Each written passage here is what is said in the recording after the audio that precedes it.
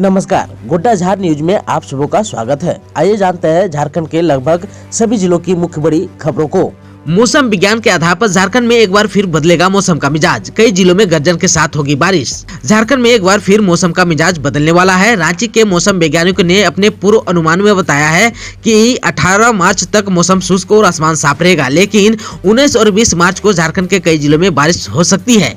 19 मार्च से आकाश में आंशिक बादल छाए रहेंगे और रांची सहित कहीं कहीं गर्जन के साथ और कहीं कहीं हल्की बारिश भी हो सकती है।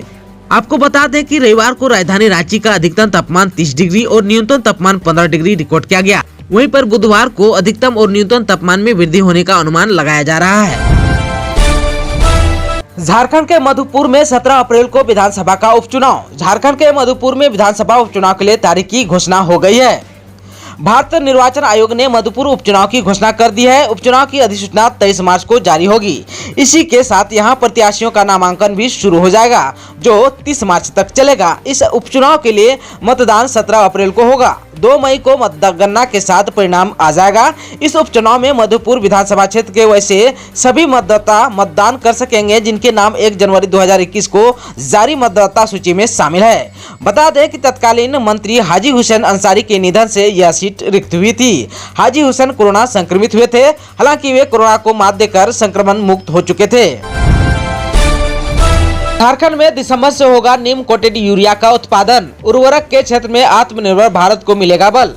झारखंड के सिंदरी स्थित उर्वरक संयंत्र से इसी साल दिसंबर से उत्पादन शुरू हो जाएगा। सिंदरी खाद्य कारखाने में उत्पादन शुरू होने से न्यूनतम 450 लोगों को प्रत्यक्ष और 1500 से ज्यादा लोगों को अप्रत्यक्ष रूप से रोजगार हासिल होगा।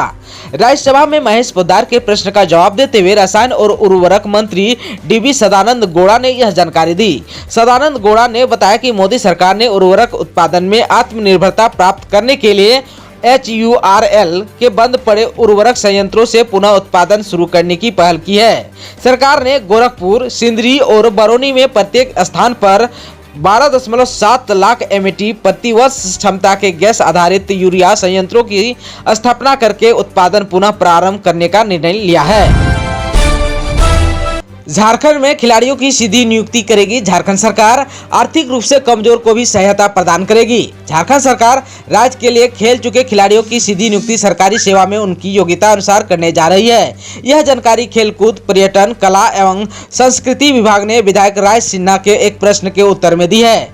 विभाग ने कहा कि योजना वर्ष 2019 की है। वर्ष 2020 में इस योजना के तहत 40 खिलाड़ियों का चयन किया गया था। इनमें से एक को नियुक्ति पत्र सौंप दिया गया है एवं 39 को जल्द ही नियुक्ति पत्र सौंप दिया जाएगा। उत्तर में कहा कि ऐसी योजना के तहत कई और खिलाड़ियों की नियुक्ति की प्रक्रिया शुरू की जाएगी।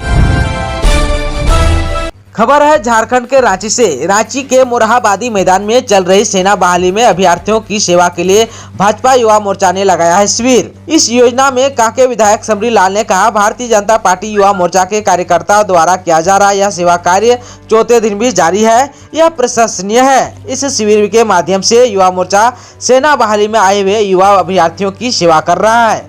ये भाजपा के मूल विचार को दिखाता है। भाजपा में सेवा ही एक संगठन है। इस शिविर में चाय, बिस्किट, चना, गुड़, पानी, पीने का पानी आदि का वितरण अभ्यर्थियों के बीच में किया गया। खबर है झारखंड के धनबाद से। स्थानीय बेरोजगारों की अनदेखी हुई तो होगा चक्काजाम। जिला कांग्रेस कमेटी लेबर सेल विभाग की ओर से मंगलवार को BCCL के क्षेत्र संख्या 6 कुसुंडा गोधर में आउटसोर्सिंग के मनमानी, रंगदारी एवं स्थानीय की उपेक्षा किए जाने के विरोध में प्रदर्शन किया गया। इसकी अध्यक्षता जिला अध्यक्ष वीरेंद्र पासवान ने की। DRM चौक स्थित अंबेडकर की प्रतिमा पर माल्यार्पण अर्पित कर इसकी शुरुआत हुई। बड़ी संख्या में कामगारों ने आउटसोर्सिंग प्रबंधक एवं आउटसोर्सिंग में व्याप्त भ्रष्टाचार एवं स्थानीय बेरोजगारों को अनदेखी किए जाने के खिलाफ रोष जताया। बजेंद्र प्रसाद सिंह ने कहा कि कुसुंडा गोधर 6 नंबर में आउटसोर्सिंग में प्रबंधन व स्थानीय प्रशासन की मिलीभगत और तानाशाही से मजदूरों का शोषण हो रहा है। स्थानीय बेरोजगारों एवं मजदूरों पर प्रशासन एवं प्रबंधन की दमनात्मक नीति नहीं चलेगी। आउटसोर्सिंग में दुकानदारी चलाने वाले लोगों को भागना होगा और कांग्रेस पार्टी स्थानीय एवं असली बेरोजगारों को रोजगार दिलाने का काम करेगी। खबर है झारखंड के हजारीबाग से। झारखंड में पहली बार होने जा रही है शंभो स्पर्धा। झारखंड राज्य सेम्बो चैंपियनशिप का आयोजन मई के अंत में हजारीबाग में होगा। इसमें 24 जिलों की टीम भाग लेंगी। झारखंड सेम्बो संघ के अध्यक्ष अंतर्राष्ट्रीय मार्शल आर्ट प्रशिक्षक आचार्य कमलेश कुमार पांडे ने बताया कि प्रतियोगिता में राज्य के लगभग 300 खिलाड़ी, प्रशिक्षक, तकनीकी पदाधिकारी भाग लेंगे। विजेता टीम को 15,000 एवं अटल ट्रॉफी तथा उप विजेता टीम को 10,000 एवं प्रणव ट्रॉफी दिया जाएगा। ओवरऑल चैंपियन टीम को डॉक्टर श्यामा प्रसाद मुखर्जी ट्रॉफी एवं 21,000 रुपये का नगद पुरस्कार मिलेगा। खिलाड़ियों, निर्णायकों, स्कोरर को व्यक्तिगत पुरस्कार एवं प्रमाण पत्र भी दिया जाएगा। चैंपियनशिप के लिए बेहतर आयोजन के लिए जल्द ही आयोजन समिति का गठन होगा। समाज के हर वर्ग के लोगों का सहयोग इसमें लिया जाएगा। खबर है झारखंड के पलामू से। डाल्टनगंज से रांची व पटना के लिए शुरू होगी विमान सेवा। नागर विमानन मंत्रालय ने क्षेत्रीय हवाई संपर्क योजना के तहत डाल्टनगंज यानी कि मेदिनीनगर से रांची व पटना सहित देश के कुल 392 मार्गों के लिए निविदा आमंत्रित की है। यह निविदा प्रक्रिया 6 सप्ताह में पूर्ण होने की उम्मीद है। यह जानकारी पलामू के सांसद विष्णु दयाल राम ने सोमवार को दी। सांसद ने बताया कि उड़े देश का आम नागरिक योजना के इस साल 4 वर्ष पूरे हो रहे हैं। अब तक इसके तहत 325 मार्ग और 56 हवाई अड्डे परिचालन में है।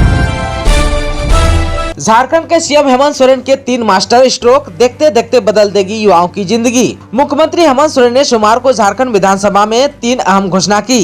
राज्य सरकार तकनीकी रूप से प्रशिक्षित लोगों को 5,000 रुपये का प्रोत्साहन भत्ता देगी। इतना ही नहीं, इस श्रेणी के अंतर्गत आने वाली विधवा, दिव्यांग और आदिम जनजाति से जुड़े लोगों को अतिरिक्त 50% राशि दी जाएगी।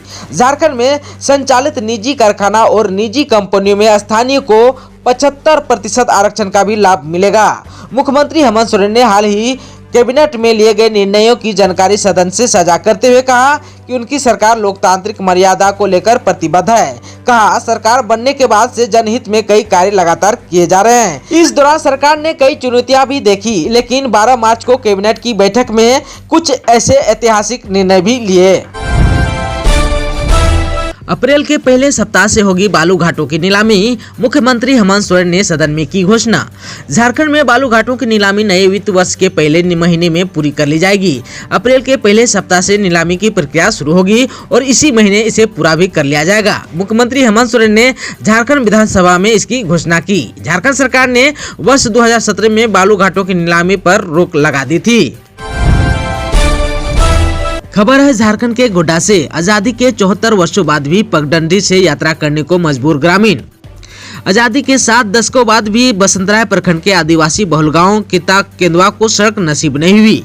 परिणाम तो आज भी ग्रामीणों को आदिम युग में जीने को विवश होना पड़ रहा है। झारखंड गठन के बाद कई सरकारें आई गई, लेकिन इस गांव की तकदीर नहीं बदली। विकास के नाम पर हर वर्ष अरबों की राशि खर्च की जाती है, बावजूद इस गाँव का विकास आज भी अधूरा है। सड़क की मांग को लेकर ग्रामीण प्रत्येक बार चुनाव के समय आंदोलन करते हैं। प्रशासन की ओर से हर बार आश्वासन का घूंट पिला दिया जाता है। यहाँ तक कि ग्रामीणों ने सरकार से लेकर प्रधानमंत्री और राष्ट्रपति तक को भी इस सड़क के निर्माण को लेकर पत्र भेजा, बावजूद आज तक सड़क नहीं बन पाया। यह गांव बसंतराय प्रखंड मुख्यालय से तकरीबन मात्र 3 किलोमीटर दूरी पर अवस्थित है। इस गांव की आबादी 1200 है जो आदिवासी हैं। सामाजिक कार्यकर्ता रंजू कुमारी बेसरा का कहना है कि सड़क निर्माण की आस में इस गाँव की 3 पीढ़ियां गुजर गयी, लेकिन सड़क नहीं बनी।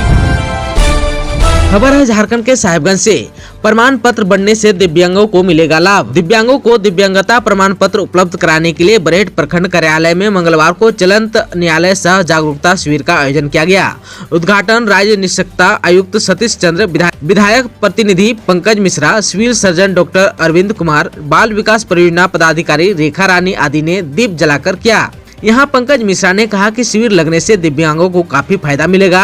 बरहेट विधानसभा क्षेत्र के लोगों को हर प्रकार की सुविधा का लाभ पहुंचाना मुख्यमंत्री हेमंत सोरेन का लक्ष्य है। यहाँ के दिव्यांगों को उनका हक मिलना चाहिए।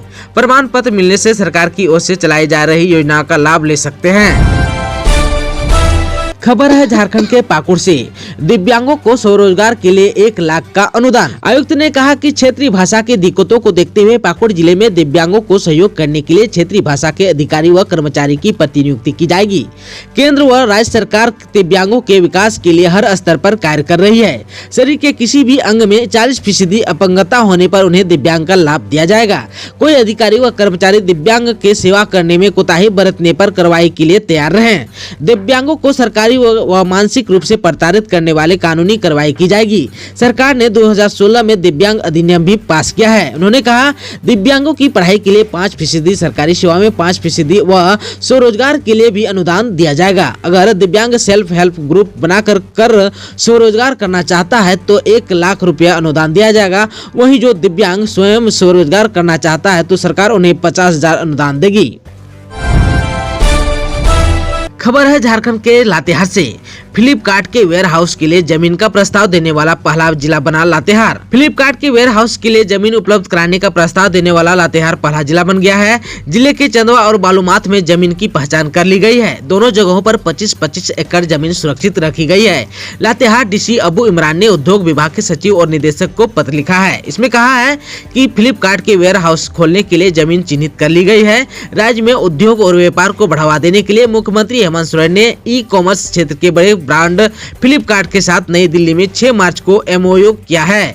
डीसी ने कहा कि उद्योगों को बढ़ावा देने के लिए यह अच्छा अवसर है। जैसे ही फ्लिपकार्ट से एमओयू की सूचना मिली, जिला प्रशासन ने जमीन की तलाश शुरू कर दी थी। बालूमाथ और चंदवा में जमीन चिन्हित की गई। इसके बाद प्रस्ताव बनाकर उद्योग विभाग के सचिव व निदेशक को भेज दिया गया है।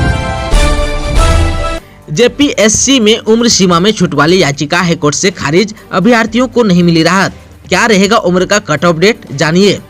7वीं, 8वीं, 9वीं और 10वीं जेपीएससी सिविल सेवा परीक्षा की उम्र सीमा को लेकर कट ऑफ डेट तय करने के मामले में मुकेश कुमार एवं अन्य की ओर से दायर याचिका पर सोमवार को झारखंड हाईकोर्ट में सुनवाई हुई। जस्टिस राजेश शंकर की अदालत ने सुनवाई के बाद याचिका खारिज कर दी। अदालत ने राज्य सरकार की ओर से दायर जवाब को सही ठहराया। प्रार्थी की ओर से याचिका दायर कर उम्र सीमा का कट ऑफ डेट 1 अगस्त 2011 करने की मांग की गई थी। इसे अदालत ने खारिज कर दिया और 2016 के बाद एक साथ 7वीं, 8वीं, 9वीं एवं 10वीं सिविल सेवा परीक्षा का आयोजन किया जा रहा है। इसलिए कट ऑफ डेट 1 अगस्त 2016 ही रखा गया, जो बिल्कुल सही है। इसके साथ ही आज के समाचारों में बस इतना ही। हमें दीजिए इजाजत। नमस्कार।